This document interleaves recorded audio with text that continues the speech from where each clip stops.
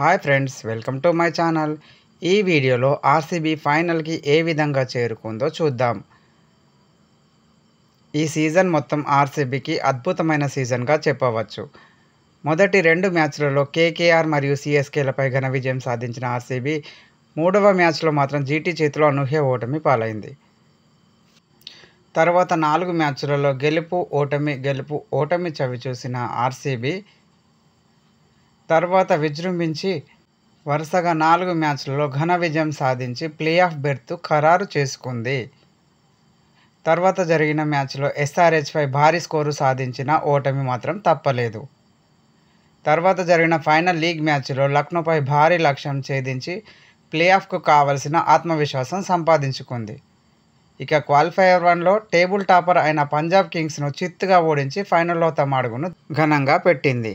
All the best RCB team. Thank you for watching. Please support and subscribe my channel.